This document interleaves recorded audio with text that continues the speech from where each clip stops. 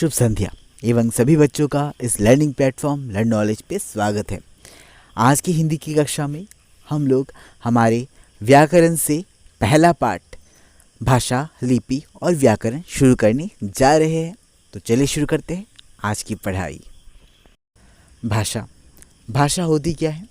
विचारों के आदान प्रदान के माध्यम को भाषा कहते हैं। भाषा ही एक ऐसा माध्यम है जिसके सहारे हम अपने विचारों को दूसरों तक पहुंचाते हैं।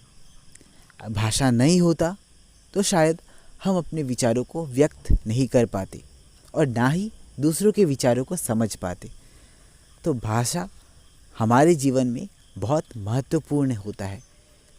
भाषा के बिना हम एक दूसरे के विचारों को समझ नहीं पाते। मुख्य रूप से भाषा के दो रूप होते हैं, यानी कि दो प्रकार होते हैं। वो क्या क्या है? मौखिक और लिखित। तो चलिए जानते हैं ये मौखिक रूप कैसा होता है और ये लिखित रूप कैसा होता है। मौखिक रूप भाषा के जिस रूप को बोलकर प्रकट किया जाता है उसे मौखिक रूप कहते हैं। यानी कि भाषा के इस रूप में विचारों का आदान प्रदान बोलकर और सुनकर किया जाता है। उदाहरण हेतु समाचार हम सुनते हैं, काव्य पाठ बोलकर किया जाता है। गीत संगीत गाकर किया जाता है। वाद विवाद में हम बोलते भी हैं और सुनते भी हैं। तो ये है कुछ उदाहरण मौखिक रूप के। तो चलिए जानते हैं लिखित रूप को। भाषा के जिस रूप को लिखकर प्रकट किया जाता है उसे लिखित रूप कहते हैं। यानी कि भाषा के इस रूप में विचारों का आदान प्रदान लिखकर किया जाता है। कुछ लिख के देंगे, हम उसे पढ़कर समझेंगे। उदाहरण हेतु पत्रिकाएं लिखित होती है और हम उसे पढ़कर समझते हैं। चिट्ठी हम लिखते हैं और दूसरा पढ़ता है। ईमेल आप लोगों को पता होगा, उसमें भी लिखित रूप में भाषा का प्रयोग किया जाता है। एसएमएस आजकल चल रहा है, आपको पता है, उसमें भी हमें लिखकर ही अपना संदेश भेजना होता है। तो ये है लिखित रूप के कुछ उदाहरण। अब जानते हैं भाषा के विविध प्रकार, यानी कि भाषा के विभिन्न प्रकार। भाषा के कई प्रकार होते हैं, उनमें से कुछ प्रकार आज हम हमारी कक्षा में जानेंगे। पहला है मातृभाषा। मातृभाषा किसे कहते हैं? जो भाषा एक बच्चा पहली बार अपनी माँ से सुनता है या फिर माँ से सीखता है, उसी को हम कहते हैं मातृभाषा। अगला राष्ट्रीय भाषा। एक राष्ट्र में अधिकतर लोग जिस भाषा का प्रयोग करते हैं उसी को हम उस राष्ट्र का राष्ट्रीय भाषा मानते हैं। जैसे कि हमारे भारत में राष्ट्रीय भाषा हिंदी है, क्योंकि हिंदी का प्रयोग अधिकतर लोग यहाँ पे करते हैं। अगला राजभाषा यानी कि देश की कार्यालयों में कौन सी भाषा का इस्तेमाल होता है, प्रयोग होता है, उसी को राजभाषा का दरबार दिया जाता है। जैसे कि हमारे भारत में हिंदी और इंग्लिश, ये दोनों भाषाएं कार्यालयों में चलती हैं। और हमारे त्रिपुरा की बात करेंगे तो यहाँ पे बंगला और कोकबोरोक। अगला है बोली एक अल्प विकसित क्षेत्रीय भाषा है जो एक क्षेत्र में बोला जाता है और वो थोड़ा कम विकसित होती है। जैसे कि हरियाणवी, मैथिली या फिर सिलेटी हुआ। ये कुछ भाषाएं हैं जो अल्प विकसित होती है और एक क्षेत्र में बोला जाता है। जैसे कि हमारे कैलाश शहर में सिलेटी बहुत चलती है। तो ये एक क्षेत्रीय भाषा है जो थोड़ा कम विकसित है, तो इसको हम बोली कह सकते हैं। अब जानते हैं भारत में मान्यता प्राप्त भाषाएं कौन कौन से हैं।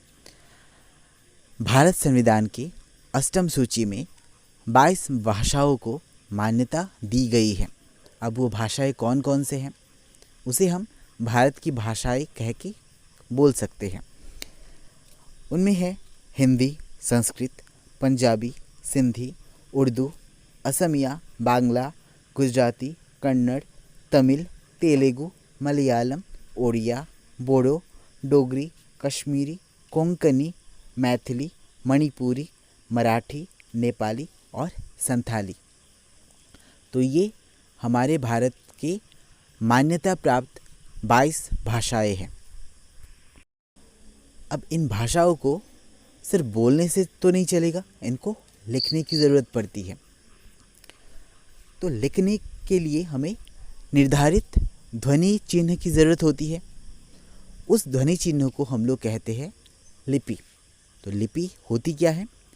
किसी भाषा को लिखने के लिए निर्धारित ध्वनि चिन्हों की व्यवस्था को लिपि कहते हैं।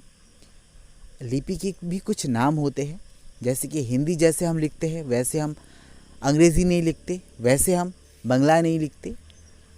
तो चलिए जानते हैं कि हिंदी कौन सी लिपि में लिखी जाती है, अंग्रेज़ी कौन सी लिपि में लिखी जाती है और बांग्ला कौन सी लिपि में लिखी जाती है। हिंदी देवनागरी लिपि में लिखा जाता है, अंग्रेज़ी रोमन लिपि में लिखा जाता है और बांग्ला पूर्वी नगरी लिपि में लिखी जाती है। अब भाषा को सिर्फ लिखने से होता नहीं है, उसको शुद्ध रूप में लिखना होता है। तो भाषा को शुद्ध रूप में लिखने के लिए व्याकरण को बनाया गया। तो व्याकरण है क्या? भाषा को शुद्ध रूप में प्रयोग करने की विधि को व्याकरण कहते हैं। तो हमें अगर शुद्ध रूप से किसी भाषा को जानना है या फिर लिखना है तो हमें व्याकरण का ज्ञान होना ज़रूरी है, आवश्यक है। व्याकरण के 3 अंग होते हैं, वो क्या क्या है? वर्ण विचार, शब्द विचार और वाक्य विचार।